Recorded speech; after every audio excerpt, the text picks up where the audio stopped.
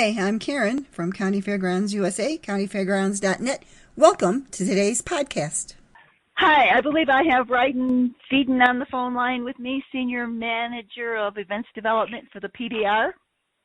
Yes, that's what the HR system has. It's on the door. Yep. Okay, I know what the PBR is, and I have interviewed bull riders in the past. But you want to tell the general American public what exactly the PBR is and how much it's growing these days. Absolutely. So we are the professional bull riders. We are the original extreme sport that broke away from traditional rodeo in 1992, and 20 courageous cowboys each invested $1,000 each and kind of put their stake in the ground and said bull riding is what is most exciting in rodeo, where everybody comes to see. And they wanted to create an organization for bull riders that allowed them to make a living that they thought that they should be living.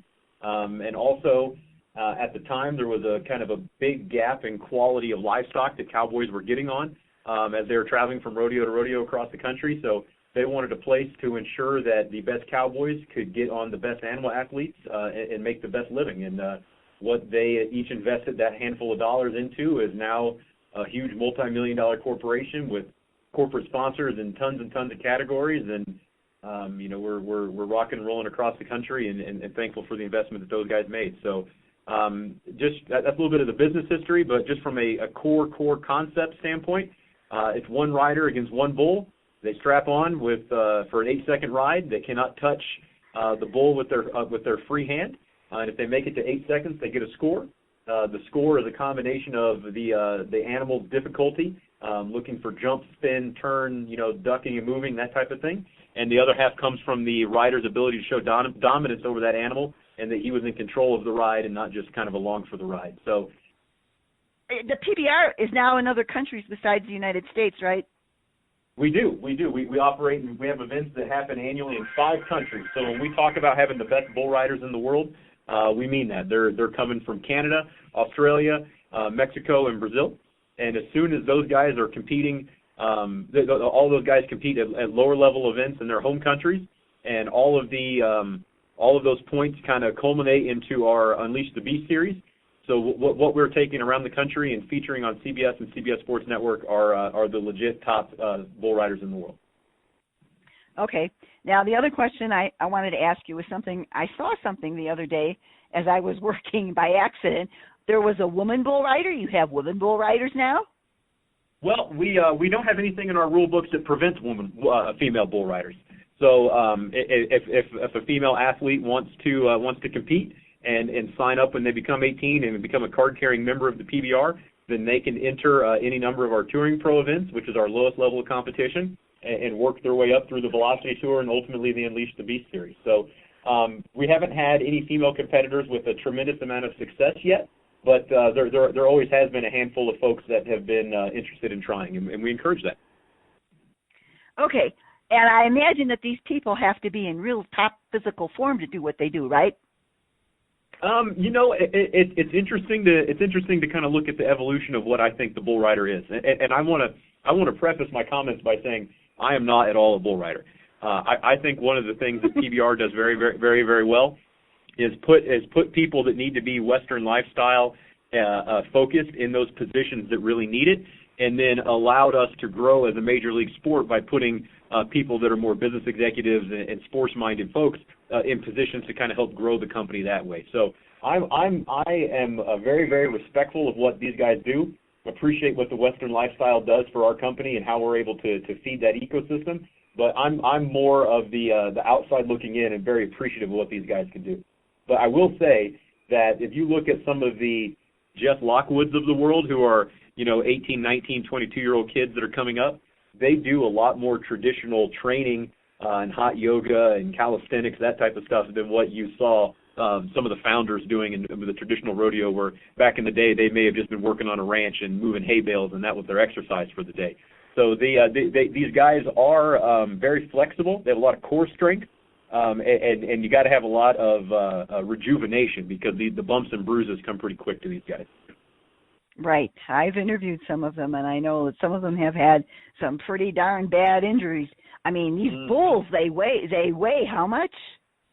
A PBR bull anywhere from kind of 13 or 1400 all the way up to 21 or 2200 pounds, depending on the specific animal. But we kind of most of the bulls in the PBR are in that 15 to 1700 pound range. Mhm. And I mean, and they're not nice little critters. You just can't go, like terror bully.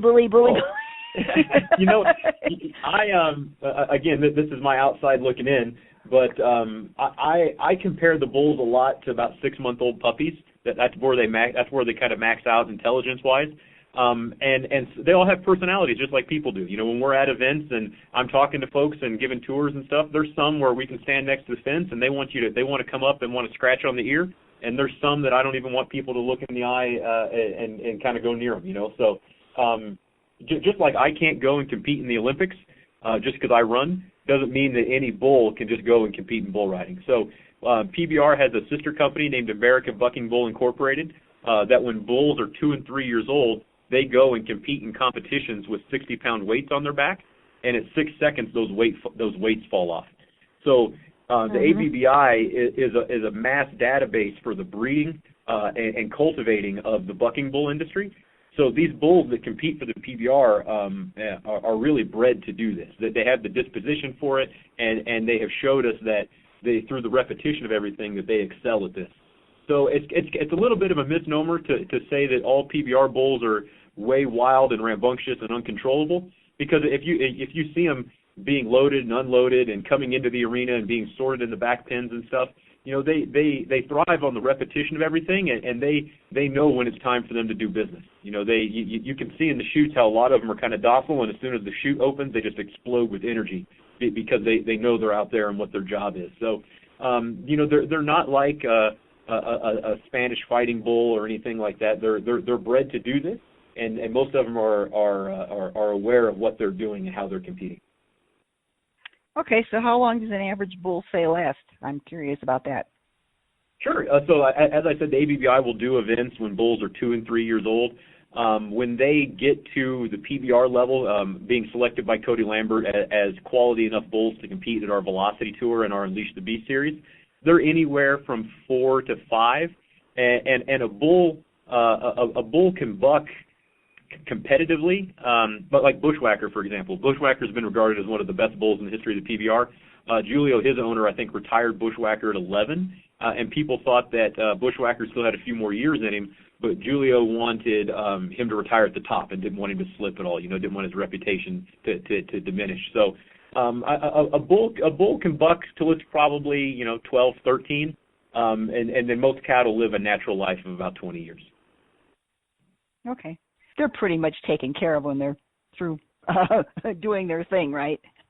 Oh, absolutely. I compare our bucking bulls to a little bit like racehorses, because not only the breeding programs where we're making sure that the top bulls are what are competing for us, but going back to even the inception of the company, I mentioned that our cowboys were looking for a way to make sure that bull riders were earning a living, but at the same time, we can't have the best cowboys if they're not riding the best animal athletes. So it's very lucrative to be a bull owner, and especially a very good bull owner, because we award $1 million bonus to our number one cowboy in the World Finals each year in Las Vegas, and on top of that, we award a Bull of the Year bonus that pays well into the 6 figures as well. And then, as I mentioned, Bushwhacker, that's always my go-to because of the status he had, but Julio did not breed Bushwhacker in any manner when Bushwhacker was competing. But everybody wants to have the next offspring of what's considered the best bucking bull in the history of the PBR. So the stud fees and the reproduction rights on those animals, could go on until they're retired that way. So there's a lot of opportunity to make sure the animals are not only cared for, but creating the next generation of bucking bulls for us as well. And you've never been on a bull? Oh, absolutely not. No. I have too much respect for I have too much respect for the guys that do this for a living. I've been taunted and tried to. Some of the guys have tried to get me to at least open the gate or work as a gate guy, any of that type of stuff. And I wear the boots because they're comfortable, but I don't wear the hat out of respect for the guys that live and breathe that lifestyle on a daily basis. I would just be playing dress up if I tried any of that. Okay, so what do one of these events? How long do they usually last? I mean, when there's an event going on, and how many bull rides are there during an event? So our traditional events that you can tune in and watch on CBS and CBS Sports Network are normally at least 2 days in duration, sometimes 3. And they normally feature the top 35 to 40 bull riders in the world, depending on the exact format of the event. But what we do is each event is one competition. So on the first day of competition, all 35 riders will get on the first animal athlete. On the second day, everybody will get on a second animal. And then at intermission on the second day, we combine all of the scores from rounds 1 and round 2 and bring back the top 15 bull riders then at that point for a final round. And the winner for the weekend is the top combined score or the aggregate across all 3 animals throughout the course of the weekend. And on a normal Unleash the Beast Tour event, we'll pay out $140-ish thousand in prize money. We do 4 of our majors each year that pay $250,000 in prize money. And then, of course, I mentioned our World Finals in Las Vegas that pays out $1 million to our number 1 cowboy, in addition to all of the event bonuses and round winners and all that stuff as well. And you've never gotten on a bull. You know, I get playfully heckled about it, but that from the Cowboys and everybody, you know, it's one of those things where it's not like getting on the mechanical bull in one of the PBR bars, right? There is, to me, what these guys do is so intense and so powerful that I have too much respect for it for me to even just be able to go, oh yeah, I can do that. I've seen firsthand what these guys put into it, and I know that I can't. And it's one of those things that I don't even want to appear disrespectful to what these guys are doing, because it is an amazing, amazing thing that they have to mentally prepare for as they're in the chutes, and then physically adapt to as these bulls are trying to dismount them when they're in the middle of the ride. So it's amazing to watch, both physically and mentally, what these guys do. Okay, I know that some of these events cause some bull riders to have some really bad accidents, so I presume that each of your events has a good medical staff on board, right? Yeah, it's one of the things, as I go back to that mental toughness that I was mentioning for the guys. It's not if they're going to get hurt, it's when. I don't think you'd be able to find any cowboy that told you, oh yeah, I felt good when I woke up this morning type of situation. But PBR has a doctor that's at all of our events, a guy named Dr. Tandy Freeman, who has been our main medical consult since PBR's inception. And what we do with Dr. Tandy, in addition to our sports medicine crew, is they travel with us so that it's the same doctors viewing these guys on a daily and weekly basis, right? So if you were just to show a local EMT or a local doctor in Minnesota that, hey, PBR's coming in, and this guy's got a broken bone, and this guy's got a separated shoulder, and this guy's jaw's wired shut, you know, the NBA team in Minnesota, they might not play if they got a bruised hamstring, you know, whereas I've seen J.B. Mooney on crutches go and get on a bull. You know, so just the degree of injury that these guys have, it's great for us to keep a consistent set of eyes on what their wear and tear is. And then on top of that, there's been a lot of progression made, not just in our sport, but across all of sports, on what mental health, the mental health side is like, what the CTE testing is and all of that, which PBR has worked with our sports medicine crew to kind of make sure we're monitoring that just as much as we're monitoring somebody with a dislocated knee or you know, what other more common injury might have you. So we have guys that these doctors set up a baseline testing, and then if they suspect a concussion, they can do follow-up testing and compare it to that rider's individual baseline.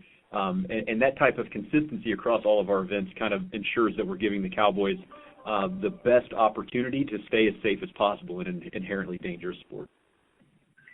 Get to the inevitable question. We have a virus problem these days, and yep.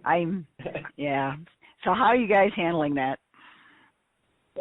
We were actually one of the last sports in North America to host an event once the COVID pandemic kind of came down on us. We were at the Infinite Energy Center in Duluth, Georgia, setting up one of our events and preparing when the mass gathering ban came down. Initially, it was 250 people or less gatherings were limited to, which at our current size on a staff, we can do an event with a little bit of a skeleton crew to do that. So we held an event that weekend in March with no fans in the stands. It was made strictly for CBS. By the time we packed up and got done with that, the CDC and a lot of the local mass gathering bans had been reduced to gatherings of 10. So we kind of packed up and regrouped and figured out what we could do next. On our Unleash the Beast tour, we did have a handful of events canceled. Unfortunately, our events in Glendale, Arizona, Sioux Falls, South Dakota, Billings, Montana, Albuquerque, New Mexico, great events for us, we did have to cancel. But we kind of took the cowboy ingenuity and the spirit behind our Be Cowboy motto and said, we can't just bury our heads in the sand and just wait it out. Whether the bulls are bucking or not, they got to be fed.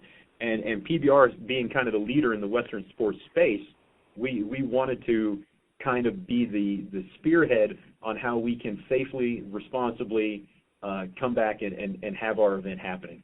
PBR is an inherently individual sport, which allowed us to offer a lot of functional work groups and social distancing.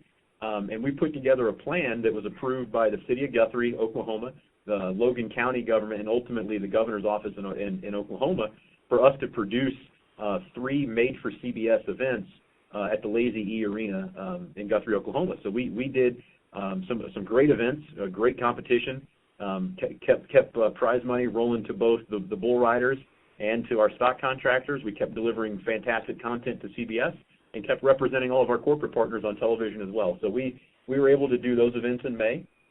And then as we're starting to plot kind of what our return looks like, we took this as an opportunity to look at how our sport is structured and try to come up with something a little bit different. So the Monster Energy Team Challenge is an expansion of kind of our team experiment that was started with the Global Cup.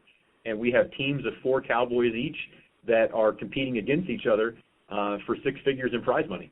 We're doing 4 events at the South Point Casino in Las Vegas. They're a great corporate partner of ours and extended the use of their facility to us. We worked with the Gaming Commission and the folks in Nevada to put protocols in place that they were comfortable with from going back to our functional work groups and just testing and the way that we are ensuring that our staff is safe. They approved all of that. And we're doing 4 weeks of competition live on CBS Sports Network with a live CBS network broadcast each week leading up to our return to events with fans in Sioux Falls, South Dakota at the Denny Sanford Premier Center. On July 10th, we're going to have the culmination of that Team Challenge event, and we're going to be going on sale this Friday with that event and allowing fans to purchase tickets and return to the arena to watch us. This COVID thing is pretty darn serious, so I wish you guys luck. We are going on sale with about 30% capacity of the Denny Sanford Premier Center. It'd be just over around 3,000 tickets in a configuration that's normally well above right around 10,000 for our crowd. And we're doing some socially distanced pod seating so that there is 6 feet of difference between the groups that are coming together. So for example, there's going to be 4 seats. In one row, there's 4 seats available for purchase, and a couple comes. And in those sections, they only buy 2 seats. Well, we're not going to sell those 2 seats next to them. And then after that, there may be 4 or 6 empty seats in that row until the next pod seating group that purchased there as well. So we're trying to find the correct path to stair-stepping back to being able to have some fans in the stands. Okay, let's finish, and you tell me when the next CBS events are coming up so that people can go watch them online. Sure. We're the Monster Energy Team Challenge that I mentioned actually starts this weekend. So we'll have live broadcasts on CBS Sports Network on Friday and Saturday, and then the game of the week or matchup of the week between the 2 best teams that we saw on the schedule is going to be live on CBS as well. So it's actually a great time to be a fan of the PBR because we have 4 solid weeks of consistent 3 broadcasts each week. It's a new, unique format that fans can watch and follow along, even if they haven't been involved in bull riding before. And it's a succinct, easily digestible way to watch and become accustomed or become a fan of what we're doing here at the PBR. So we're doing that. And then on top of that, we have our own OTT platform called Ride Pass that shows all the PBR events live everywhere in the world. So if people wanted to catch up on what we were doing from a Monster Energy tour in Canada or a lot of our big Cup events that we've done down in Australia, or wanted to see any of the old Global Cup events, everything that we do at the PBR is broadcast live on our Ride Pass platform, which is a very, very unique way for fans to digest what we're doing. Thank you. Okay. Thank you. Bye. Bye-bye.